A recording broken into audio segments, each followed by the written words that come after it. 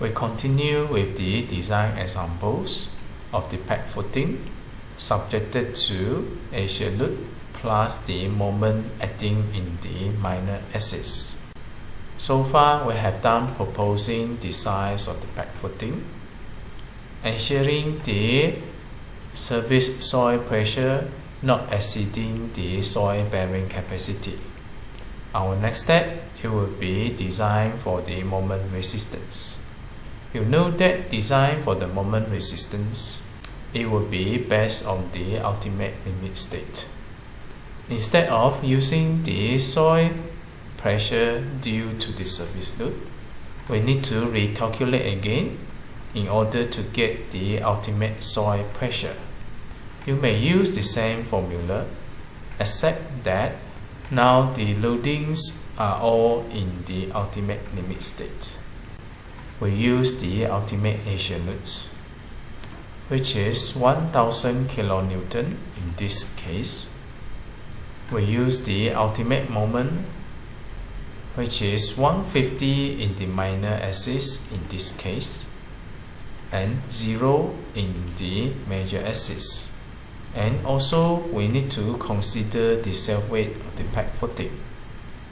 This is calculated by having the volume of the peg footing multiplied with the unit weight. The unit weight is 25 kN per meter cube. You get your self-weight, 72.6 kN.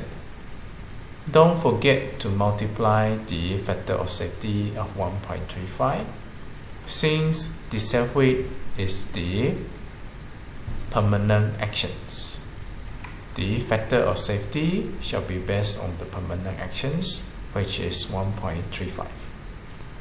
And then the A here, it will be the contact area of the peg footing with the soil. This is calculated by multiplying this 2.2 meter with the 2.4 meter. As for the Y and I here, it will be more relevant to the minor axis. We talked about how you determine the Y and I in our previous videos. The Y, it will be half distance of the width, 1.2, and the I is calculated based on this formula. We have 2.2 meter times 2.4 meter power of 3 divided by 12. Then substitute the relevant value into the equations. You get your maximum and minimum soil pressure. This is for the minor axis. As for the major axis, there is no influence of the moment.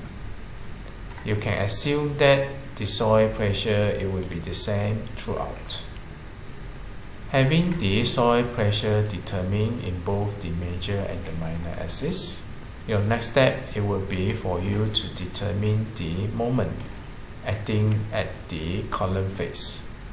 To do so, you need to first get the soil pressure here. This is because you need to get the area stress, converting it into the force. Multiply with the lever arm, you get the moment. We are referring to the moment acting at the column face. For the minor axis, P maximum equals to 279. P minimum equals to 136.9. You need to find the locations of the column face. Based on the locations, you do the interpolations. How do you find this Y1? For you to identify the locations. This can be determined by having the width, which in the minor axis, the width is equals to 2.4 meter, minus the width of the column, which in this case, the column width is 150, divided by 2, then you get your Y1. Do the interpolations against these locations. You get the regional stress equals to 212.4 kilonewton per meter square. You will do the same here, except that you don't need to do the interpolations. The stress is assumed equally distributed at 208 kilonewton per meter square. However, you still need to get the Z1 for the major axis. Take the width of the pad footing, which is 2.2 meter, minus the width of the column, which is in the major axis 300 mm, and then divided by 2, you get your Z1. Your next step, it will be calculating the plane moment based on this diagram. You know in the minor axis, the stress should look something like this. This stress area here will contribute moment at this column face plane. The P max here equals to 279 and Py here equals to 212.4. Take this 212.4 as the rectangular. Multiply this with y1, you get f2. Multiply this distance x2, which is y1 divided by 2. This lever arm here, multiply with the force, you generate the moment due to this stress area. We have another triangle here. The height of the triangle is calculated by minusing the P maximum with the Py. The differences, it will be this height. Multiply this width of the triangle, which is y1, 1.125 meter, and then multiply 0.5, you get the area of the triangle, which is equivalent to the force F1. Multiply the lever arm. The lever arm, it will be determined from the centroid of the triangle, which is 2/3 of the base of the triangle. Now your y1 here, multiply 2/3 and then multiply F1 plus the moment due to the F2, you get the moment acting on the column equals to 162.5 kilonewton meter per meter. These moments represent the plane moment due to this piece of shear stress. Remember to multiply the width of the pad footing, which in this case, the width for the minor axis, it will be multiplying with 2.2 meter. That gives you 357.5 kilonewton meter. Later, this shall be the moments that you are designing. You will do the same for the major axis. Major axis have the uniform stress, which is equals to 208 throughout. And then use this 208 multiply the Z1. Z1 is equals to 950 mm. That gives you a resultant force of F2. Multiply X2 here, which is the lever arm, located at half distance from the Z1. That gives you a plane moment of 95.8 kilonewton meter per meter. And then multiply the width, which is 2.4 meter in this case, and you will get the moment in the major axis equals to 229.9 kilonewton meter. Next, you need to calculate the effective depth. In fact, by looking at the moment in the major and the minor axis, you know that the minor axis it will be more critical. Under normal circumstances, we will try to maximize the effective depth in the minor axis. Although it is written here, the major axis still having the higher effective depth. In fact, you can swap the arrangements of the reinforcement bar so that you have a greater effective depth in the minor axis, since the minor axis is more critical. You know what is the differences in terms of the effective depth in different axes? This is due to the arrangements of the reinforcement bar. When we talk about the effective depth, we are referring to the top surface of the pad footing to the centroid of the reinforcement bar in that particular directions. Theoretically, if you have a greater moment here, you should put your longitudinal rebar closer to the soffit in the more critical side. And the other axis will have the reinforcement on top of the main reinforcement. If you do so, you will have the minor axis with the effective depth of 494 mm, whereas the major axis will have the effective depth of 482. Now in this example, we will still stick with the minor axis of the column having the secondary reinforcement, just to demonstrate the differences in terms of the calculations. The formulas to determine the effective depth dx and dy's are given here. Take the thickness of the pad footing minus the concrete cover minus the bar size minus half of the bar size. Then you get this.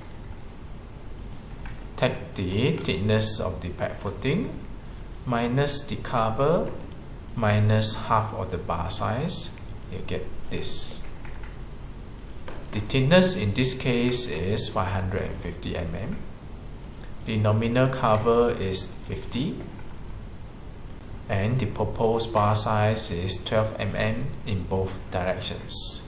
Once you get the effective depth, you're going to calculate the K. You have the moment, which you have calculated from the soil pressure, divided by FCK.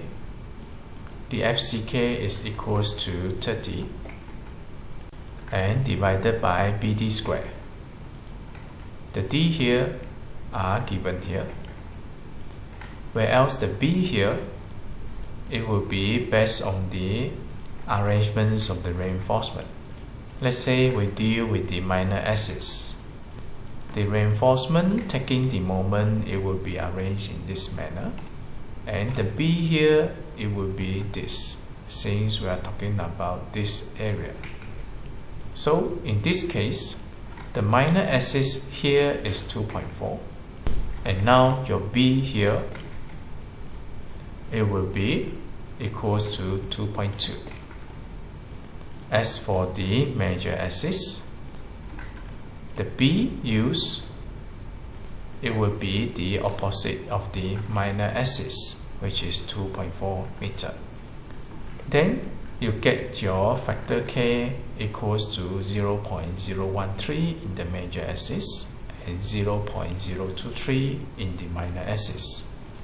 These two values are less than 0.167, and therefore you know that no compression rebar shall be required. Next, you need to determine the lever arm Z. Substitute the K into the equations. You get 0.988D and 0.979D. The Z now is greater than 0.95D. Therefore, you will use 0.95D. Get the 0.95, multiply the D, you get this. 0.95, multiply the D, you get this. Next is for you to determine the AS required. We have the moments divided by 0.87 Fyk and Z. Fyk is given 500 Newton per mm square, and the Z we have calculated in the major and the minor axis. That leads to you this AS required. Because you have a smaller effective depth, now you will see a drastic increase in terms of the AS required in the minor axis. If you would like to have a more economical solution, you can swap the arrangements of the reinforcement bar so that you have a greater effective depth in the minor axis. This shall reduce the amount of reinforcement bar required here. At the same time, increase the amount of reinforcement bar here. Next, you will need to propose sufficient amount of reinforcement so that your AS provided is greater than the AS required. Let's say we provide just sufficient amount of reinforcement, and we know that the AS provided is greater than AS required. Don't forget to check for the AS maximum and minimum. We deal with the AS maximum first since it is easier. AS maximum is defined by 4% of the cross-sectional area cutting through the reinforcement. The AC here is determined by the thickness of the peg footing multiply the width. Now you need to be careful with the width in order to compute the AS maximum. For the minor axis, your span here is 2.4 meter. Your reinforcement will be arranged in this manner. Now you're talking about this cross-sectional area. This width will be equals to 2.2 meter. As for the major axis, your reinforcement in this section, now you're talking about this cross-sectional area. This width is 2.2 meter, and you're talking about this width, which is 2.4 meter. From there, you get your AC and you get your AS maximum. Make sure the AS provided is not greater than the AS maximum, which in this case, it fulfills the requirement. Next, we check the AS minimum. You have two formulas to check. The first formula is obtained from Eurocode 2. The other one is by ratio, which you can get it from this table. For FCK equals to 30, we use 0.0015 BD. Again, you need to be careful with the B. The B for the minor axis, it will be 2.2 meter, whereas the B for the major axis, it will be equals to 2.4 meter. And then we calculate the AS mean based on this formula. You need to get FCTM. You can obtain the FCTM based on the FCK of 30 from table 3.1 of Eurocode. This row represents FCTM. For grade 30 concrete, the FCTM equals to 2.9 Newton per mm square divided by Fyk, which is 500. Bring this BD to the opposite, it will end up to be in the multiplications. The B for the minor axis, it will be equals to 2.2 meter, whereas the B for the major axis, it will be 2.4 meter, as decided during the proposing of the size of the peg footing. Now that you have two AS mean based on two formulas, you will choose a bigger value of the two. Due to a relatively larger effective areas in the major axis, it will require a higher AS min. Check your AS provided against the AS min. It seems that the proposed amounts of 10 units of H12 rebar will be sufficient to take the moment, but insufficient in terms of the AS minimum. The purpose of AS minimum is to control the surface crack. Now your reinforcement bar is insufficient to control the cracking. Therefore, you will need to increase the amount of reinforcement bar into 16 units of H12 bar so that your AS provided is greater than the AS minimum. Only then you confirm that the proposed amount of reinforcement bar is sufficient to take the moment through comparison with the AS required. You also confirm that the proposed amount of reinforcement bar does not over-reinforce the member based on the AS maximum. And also you confirm the amount of reinforcement bar provided is able to control cracking based on the AS minimum. With that, more or less the reinforcement bar has been confirmed.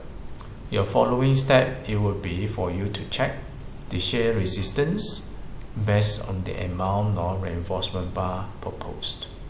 This we're going to discuss in the following videos. Stay tuned.